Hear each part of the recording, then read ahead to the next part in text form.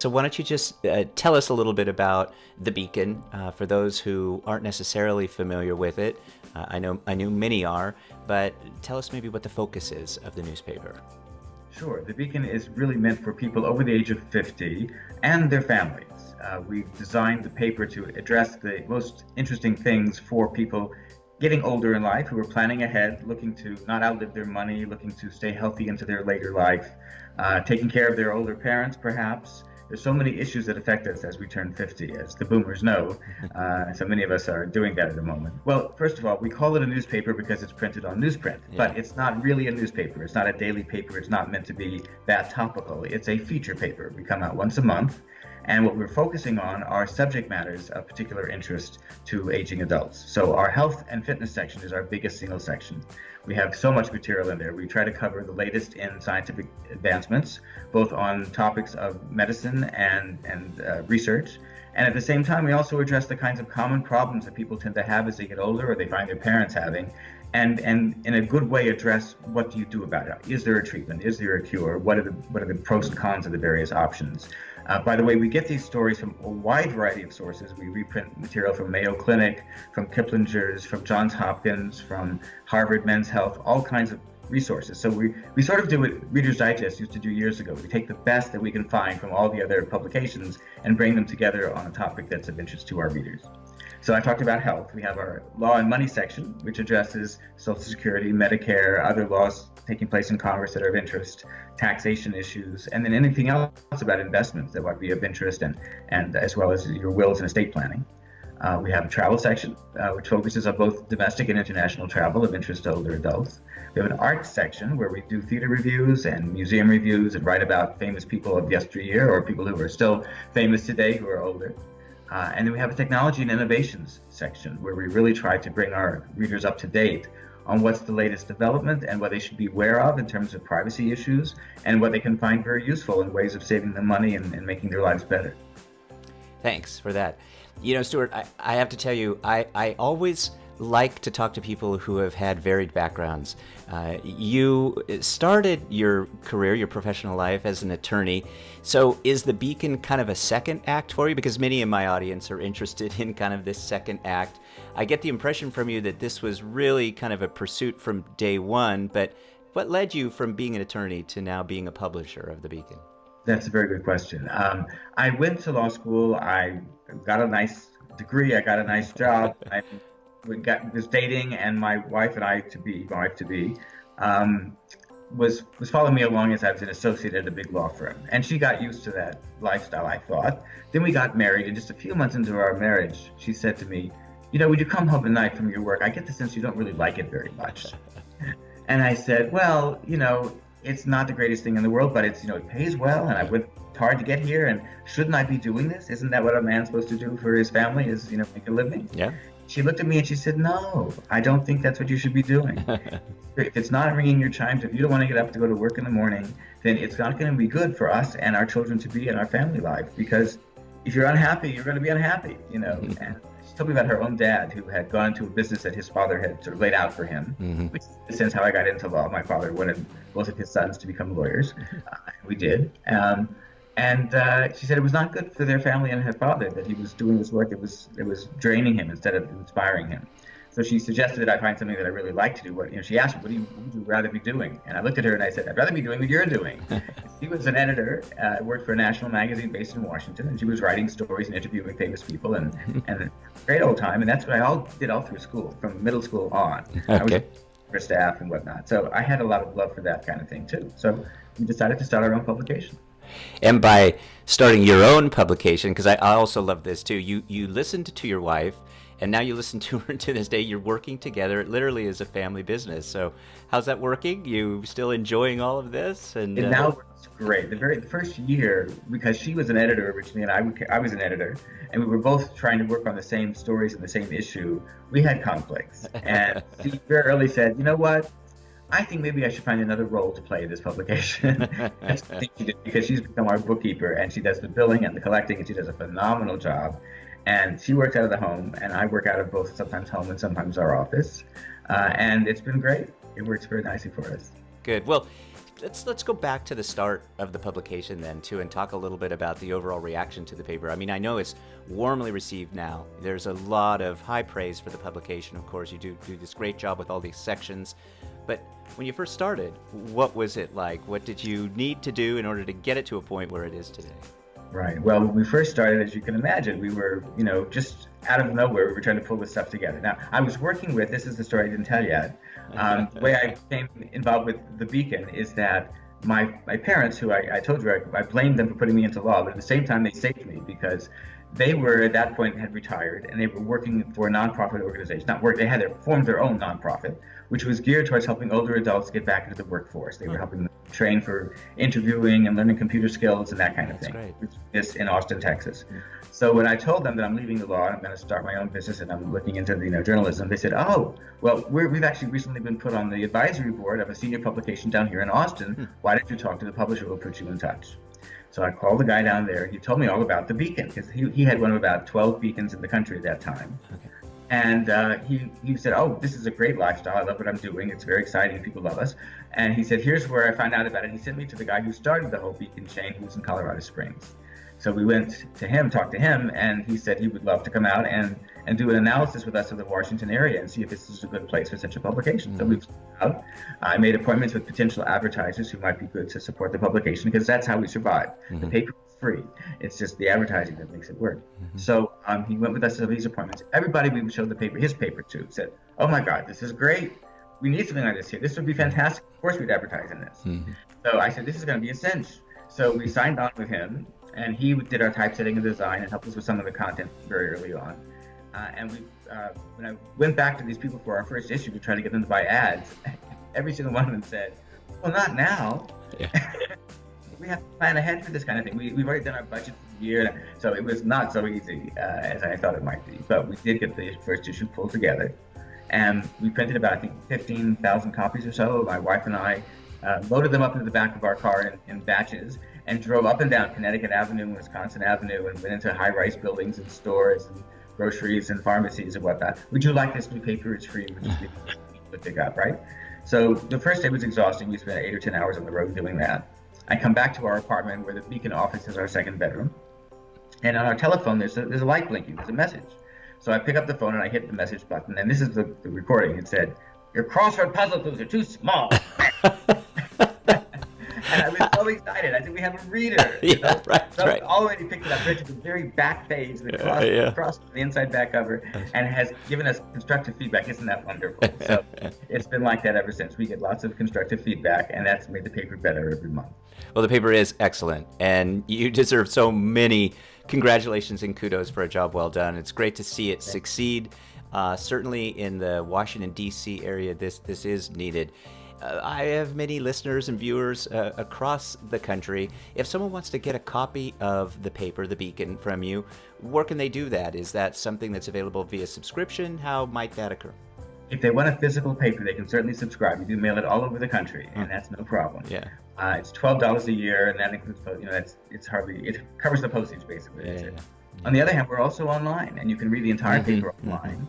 And including the flip version that looks just like the print version with all the ads, or just looking by each story under topic areas. So the beaconnewspapers.com, and S at the end of newspapers, is our website address.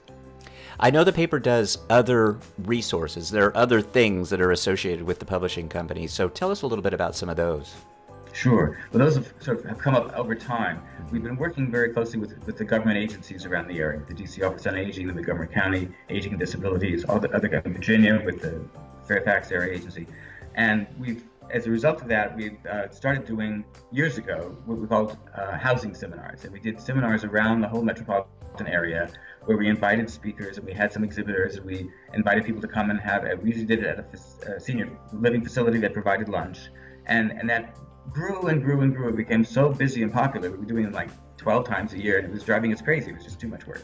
So we decided to consolidate those into what we call the 50 Plus Expo.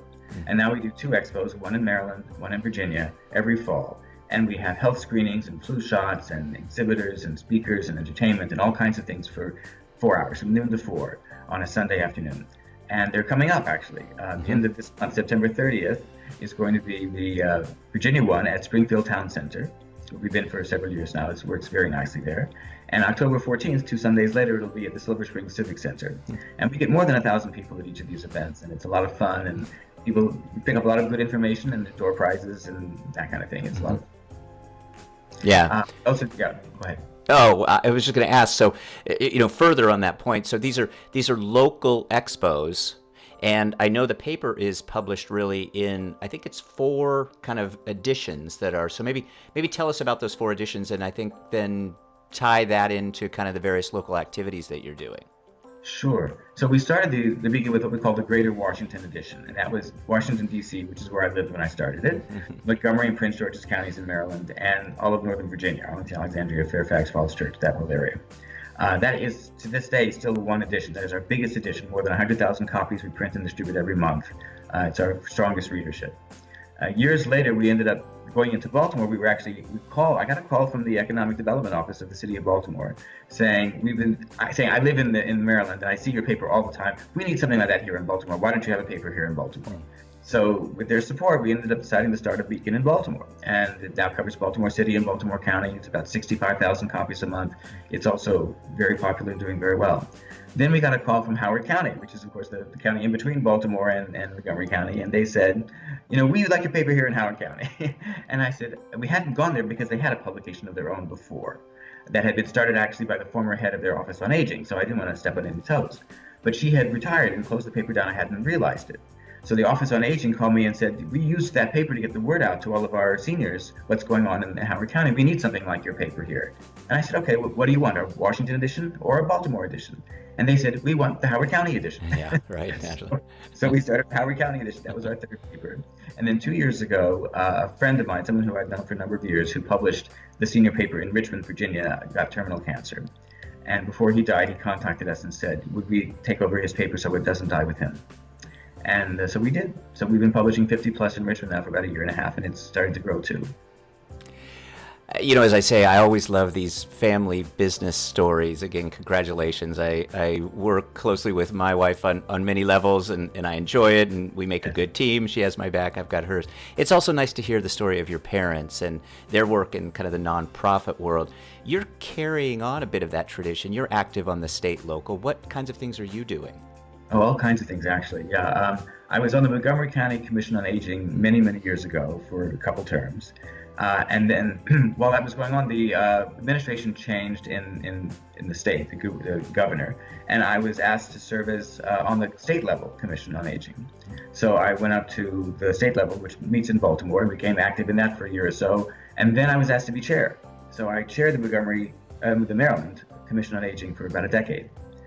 Which was a very long time. We've seen a lot of big change and some interesting things happening, and they started their own website at the time, and that was all very useful, and I like to think continues to grow and do better. I've been involved locally, still in Montgomery County. There's something called Age Friendly, you may have heard of, the Age Movement. So I'm on both DC and Montgomery County's Age Friendly program, which helps the administration of the government as well as academics and business community all work together to plan ahead for the aging of the metropolitan areas that we deal with. And you also you have a television program that you're involved in too. Once a month, I talk about what's latest in the Beacon on a television cable show from Montgomery County. I'm occasionally do the same kinds of thing in Virginia. I recently did a podcast with Fairfax Office on Aging. And then I'm on the radio every week with a little short blurb about what's in the Beacon on the Eric Stuart Show. You're a busy man. We appreciate your time today. So tell us a little bit about the important stories, the interesting stories that you're working on for some of the upcoming months, some of the upcoming editions of the Beacon. Okay. Well, if you don't mind, I'd like to first talk about what's in this particular issue that just came out in September. Is that good? Absolutely. We have a special section this time. I know I've mentioned this to you before, if I can talk about it now. Of course. For the first time, earlier this year, we had our first region-wide, mid-Atlantic-wide competition for older adults in the arts. The idea came to us actually from a reader. She came to me last year and said, at the age of 90, my mother took up a paintbrush for the first time. And she blossomed. She just had a great time learning how to paint. And then she took photography classes, and then she took sculpture classes, and then she ended up writing poetry. And for the last 10 years of this woman's life, she blossomed in all these arts. She said, I have a feeling a lot of your readers are in the same boat. They're retired, they have time, they always had loves or interests in the past that maybe not didn't develop or they let go that they'd like to go back to. So we took that and ran with it, and we called it the Celebration of the Arts. We invited all of our readers in all of our markets to submit online paintings and drawings, sculpture, and other 3D art, poetry, and photography.